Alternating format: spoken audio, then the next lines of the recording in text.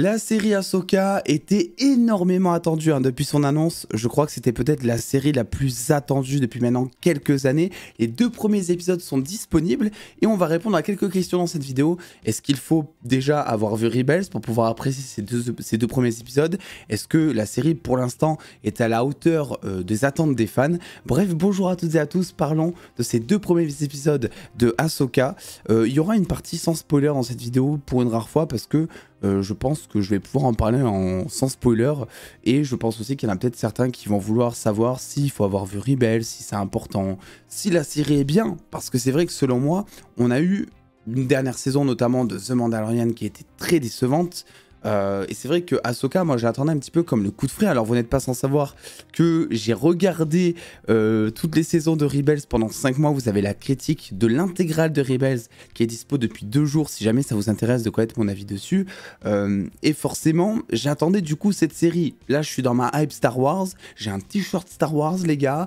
Hier soir j'ai regardé Rogue One, je suis en train de continuer les épisodes de Clone Wars que j'ai pas nécessairement encore vu, et là donc Ahsoka arrive, et déjà ce que je peux dire c'est que ça fait très Star Wars, et ça fait plaisir. On n'est pas sur un The Mandalorian, bon qui fait Star Wars aussi mais différemment, on n'est pas sur un Andor à qui il a été reproché d'être une série Star Wars sans pour autant faire Star Wars, même si pour moi Andor reste la série la plus sous-cotée au monde pour l'instant. Là vraiment t'as du fight, t'as du sabre laser, t'as de la force, t'as l'aspect un peu plus on va dire spirituel, je vais dire, parce que je vais pas spoiler, mais t'as l'aspect un peu plus un peu plus casse-tête, un peu plus puzzle de Star Wars. Donc voilà, t'as une série pour l'instant sur ces 2 premiers épisodes qui font très Star Wars, ça fait très plaisir. D'ailleurs, un truc qui m'a choqué, l'épisode 1, ça, je peux vous le dire, commence au niveau du générique avec voilà, le truc mythique de Star Wars, le texte qui défile de la manière Star Wars, mais pas trop, parce qu'on a changé, je crois, la police, on a changé la couleur du texte, on a changé aussi la manière dont il va défiler, on n'est plus en perspective comme ça, on est vraiment sur un texte qui va défiler droit. Bon, il y a un petit côté cheapos, on va pas se le cacher, mais en même temps, on est quand même content, parce que, de mémoire, je crois que dans The Mandalorian, on n'avait pas ça, et je crois que dans Andor, on n'avait pas ça, donc bref, moi, ça m'a en tout cas surpris. Et donc, on va suivre Ahsoka, mais aussi Sabine Wren, qui est un personnage de Rebels. On va suivre Hera, on va voir Chopper.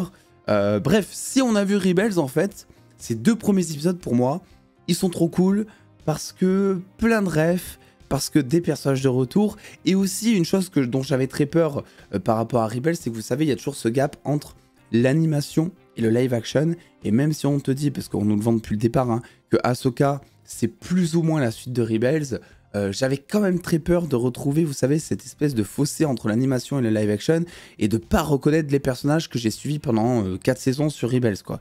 En vrai, le casting incroyable, vraiment, j'ai rien à redire sur le casting d'Ahsoka. Sabine, j'y crois à fond. Hera, j'y crois à fond. Chopper, j'ai l'impression de voir le même Chopper que dans Rebels, donc là-dessus, pour moi, ça a été un doute qui s'est instantanément évacué. Par contre, je vous demandais un truc en commentaire pour ceux qui n'ont pas vu Star Wars Rebels. Ça m'intéresse d'avoir votre avis parce que j'ai l'impression que si on n'a pas vu Rebels, j'ai l'impression qu'on peut passer à côté ces 2 premiers épisodes parce que depuis le départ, on nous vend quand même que Ahsoka c'est plus ou moins la suite de Rebels, donc il n'y a pas vraiment de surprise. Mais en même temps, on te laisse comprendre que la série sera très facilement compréhensible et appréciable par les gens qui n'ont pas vu la série animée. Et j'ai eu l'impression avec ces 2 premiers épisodes que c'est comme si tu avais une impression de prendre la fête en cours de route, quoi, tu vois. T'es un peu pris au dépourvu peut-être si t'as pas vu certains événements, certaines situations. Ils arrivent selon moi très bien à t'introduire chacun des caractères, sauf Hera. Hera qui pour le coup en fait est très vite fait introduite parce qu'en fait cet épisode 1 et 2 ce sont les épisodes, ce sont autant les épisodes d'Ahsoka que de Sabine pour moi. C'est-à-dire qu'on va vraiment mettre l'accent sur Sabine. Hera, on va vite fait l'éclipser. Et c'est dommage, parce que bon, spoiler alerte, Star Wars Rebels, pour le coup, si jamais vous n'avez pas vu Star Wars Rebels, que vous comptez le voir, quitter cette vidéo, Hera, en fait, à la fin de Rebels, eh bien, t'as quand même l'amour de sa vie qui meurt, et elle a un fils, tu vois. Moi, ce que je voulais voir, c'était au moins une mention, parce que de mémoire, Ahsoka, elle sait pas que Kanan est mort, il me semble. Il me semble. Ah si, peut-être parce que Ezra lui dit, je sais plus, mais bref, en tout cas, il n'y a jamais eu de dialogue entre en fait entre Hera et Ahsoka depuis le moment où Kanan, l'amour de sa vie, est mort, quoi. Donc en vrai, Ahsoka qui débarque et qui va demander l'aide d'Hera, je me suis dit bon, tu vas au moins parler peut-être de Kanan, tu vas peut-être faire une mention à leur fils, tu vois, qui est je sais pas où, est-ce qu'ils l'ont effacé de la chronologie le fils, ou est-ce qu'il est caché quelque part dans le vaisseau, je sais pas vraiment, est-ce qu'on va le voir, voilà, c'est pas très important, mais ça aurait fait suite du coup à Rebels, et c'est vrai que le fils d'Hera, c'est un des trucs qui m'a choqué à la fin de Rebels, et donc j'ai peut-être une mini attente, contrairement à beaucoup, parce que quand j'en ai parlé dans ma critique de Rebels, il y a personne qui se rappelait que Hera avait un fils, justement, et moi vu que je viens de voir la série, bah, c'est vrai que du coup j'ai cette attente. Alors pour le coup, l'épisode est très beau, alors je pense que j'espère que les doutes qui ont été évoqués durant les trailers, comme quoi les décors étaient moches, comme quoi les effets spéciaux étaient moches, etc. Peut-être que ça a été évacué, parce que moi, pour le coup, je trouve ça magnifique, tu vois. Les décors sont ok, la direction artistique est ok, la photographie est vraiment incroyable. T'es sur du Star Wars, t'es sur 2 épisodes de 45 minutes environ, t'es sur un film, t'es sur une entrée en matière. Par entrée en matière, j'entends ses points positifs et ses points négatifs parce que selon moi, il y a un gros problème de rythme durant ces 2 premiers épisodes, que ce soit par rapport au combat, au dialogue, voilà, quand je dis problème de rythme, c'est pas, voilà, je suis pas en train de dire il faut de l'action et tout, parce que même dans l'action, il y a un problème de rythme, si vous voulez, selon moi. Alors, on est sur une entrée en matière, donc pour l'instant, c'est pas dérangeant. C'est les 2 premiers épisodes, on t'introduit les personnages, leur état d'esprit du moment. Il faut prendre des moments de silence pour, voilà, travailler un peu la psychologie, notamment de Sabine, tu sais, voilà. Mais pour le coup, il y a des moments où tu te fais un peu chier quand même, on va pas se le cacher. Les combats au sabre sont pas énormément excitants selon moi, en tout cas, moi j'ai ressenti aucune hype. Il y a beaucoup de cuts, donc pour l'instant, voilà, c'est un peu le souci. Si je devais en saisir un, c'est le souci pour moi de ces 2 premiers épisodes. J'espère que ça va pas continuer, parce que pour l'instant, comme je l'ai dit, c'est une introduction de la série, c'est les 2 premiers épisodes, il y en a 8. Donc en vrai, pour 2 premiers épisodes, c'est ok, il n'y a pas de souci, introduit, prends le temps, tu vois, il n'y a pas de souci. Par contre, si à l'épisode 6, on est sur le même rythme, si j'arrive en vidéo et que je vous dis toujours, bon, on se fait un peu chier par instant, c'est que là, il y a véritablement un souci. Et ce souci, il vient de The Mandalorian parce qu'on retrouve exactement le même souci qui, moi, me dérange, qui ne dérange pas tout le monde, mais qui, moi, me dérange. C'est le fait de prendre du temps sur des choses qui n'en valent pas du tout la peine. Du genre, des vaisseaux qui vont atterrir et tu vois tout le chemin parcouru du vaisseau qui va naviguer comme ça, qui va se ranger dans le hangar, qui va se poser, la porte va s'ouvrir, la fumée va sortir, les personnages vont sortir, c'est bon. Ok, on a compris, fais des cuts, ton vaisseau directement qui atterrit, il laisse sortir les personnages à la rigueur, on s'en fout du vaisseau qui va naviguer et tout. Alors plus, les vaisseaux on les a vus déjà dans la série, tu mets 2-3 moments à la rigueur où tu vois tout le vaisseau, où tu te fais plaisir, mais tu mets pas tout le temps le truc. Pareil dans les dialogues, il y a beaucoup de silence, j'ai remarqué, donc voilà, c'est pas pour faire le mec chiant, même si vous êtes là pour regarder un mec qui va faire le mec chiant vu que vous regardez une critique. Voilà, dans les dialogues, il y a certains moments de silence aussi, il y a un problème de rythme, pour l'instant, qui n'est pas dérangeant. On est sur les 2 premiers épisodes. Quoi qu'il en soit, moi, ce que je retiens de ces 2 premiers épisodes, c'est que c'est très positif. C'est très, très positif. On a donc l'introduction. Et là, je pense que je vais commencer la partie spoiler pour vraiment écarter tout risque de vous spoiler, en fait, au cas où. Donc, partie spoiler, voilà, si jamais partez. L'introduction des 2 sites, donc avec notamment l'acteur décédé Ray Stevenson, je crois. Alors, ce mec-là pue le charisme. Vraiment, RIP, parce qu'il est incroyable, vraiment, il a même pas besoin de dialogue, il a du charisme, tu le crois, tu ressens l'enjeu, tu ressens le danger. Il a même un côté où, même s'il parle pas, t'arrives presque à deviner qu'il a presque de l'empathie pour les Jedi, tu vois. En tout cas, un respect, tu vois. Et ça, j'aime bien, parce qu'en plus, niveau costume, il est très en mode médiéval, tu sais, très chevalier pour le coup, et ça va accentuer ce côté peut-être...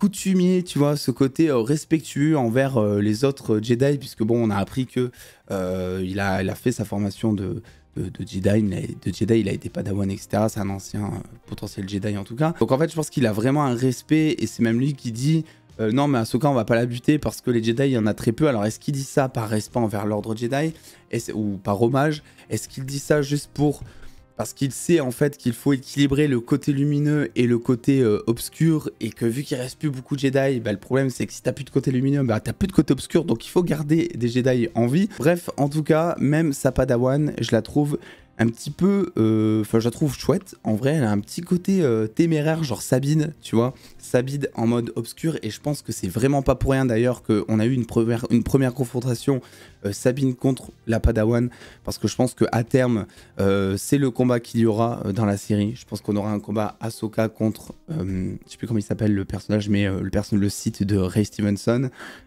et le personnage Sabine contre la Padawan. Du coup, je pense qu'on va avoir ça à terme, avec une Sabine qui aura donc mené sa formation Jedi. Alors pour le coup, que ce soit dans Rebels, que ce soit dans Ahsoka, ça n'a pas changé. Sabine, je l'imagine vraiment pas en Jedi, pour le coup. Mais alors, vraiment pas. Pour moi, c'est une Mandaloriane qui va faire piou-piou avec des blasters, qui a plein d'autres compétences et capacités qui sont nécessaires et incroyables, et donc t'as pas besoin de la mettre en mode Jedi, tu vois. Déjà, de son côté artistique est plutôt bien introduit, et en fait, c'est aussi pour ça que je me dis, ceux qui n'ont pas vu Rebels vont peut-être être perdus, c'est que tout son personnage, même si on met beaucoup l'accent dessus, on te montre par exemple beaucoup que elle est téméraire, on te dit qu'elle est mandaloriane, on te montre qu'elle est têtue, donc on te montre son charisme, mais on te montre pas par exemple le fait qu'elle adore customiser tout plein de trucs. Alors on te montre son véhicule, on te montre son casque, on te montre des trucs comme ça, mais si t'as pas vu Rebels, tu sais pas vraiment que c'est elle qui a passé du temps, tu sais, à peindre le truc et tout. On te montre pas son côté sensible à l'art, même si on te le dit vite fait au moment où elle doit découvrir cette fameuse carte, où elle doit trouver la clé, où Ahsoka lui dit oui, vas-y utilise tes talents artistiques et tout, mais bon, ça veut tout et rien dire ça. Donc en soi, je me dis, ceux qui n'ont pas vu Rebels vont peut-être passer à côté de certains personnages, et donc risquer d'apprécier beaucoup moins en fait la série, qui pour l'instant est vraiment très solide, hein. Pour le coup, je sais pas ce que vous en pensez vous, mais les décors sont cool, les VFX sont très cool, la musique aussi est incroyable. Ahsoka, c'est Ahsoka, tu vois, c'est Rosario Dawson, elle est parfaite pour le rôle, enfin tout est bon sauf le rythme, selon moi. Donc on verra ce que l'avenir nous réserve concernant Ahsoka. J'ai évidemment très hâte de voir Thrawn, j'ai très hâte de voir Ezra, et d'ailleurs j'ai regardé en VF, du coup, parce que j'ai regardé Rebels en VF, et je vais regarder Ahsoka tout en VF. Ils ont gardé les mêmes voix. Les mêmes voix pour absolument tous les personnages. Même Rosario Dawson, alors ça devait déjà être le cas dans The Mandalorian, mais du coup j'avais pas regardé en VF The Mandalorian. Mais même Ahsoka, ils ont gardé sa voix donc de Clone Wars et Rebels, au lieu de mettre donc la voix bien connue, la VF bien connue de Rosario Dawson. Donc je suis plutôt content, pour le coup j'ai vraiment l'impression de retrouver tous mes personnages, donc ça fait plutôt plaisir. Donc écoutez, n'hésitez pas à me donner votre avis sur ces 2 premiers épisodes. Est-ce que vous avez détecté comme moi peut-être un petit problème de rythme? Si jamais vous n'avez pas vu Rebels, je le répète, ça m'intéresse énormément d'avoir votre avis en commentaire pour savoir si vous avez apprécié, si vous êtes senti perdu à certains instants, si vous avez eu l'impression de prendre la fête en cours de route. Et puis en attendant, prenez soin de vous les dos, faites-vous bien kiffer. Je n'arrive plus à parler. Des bisous les dos.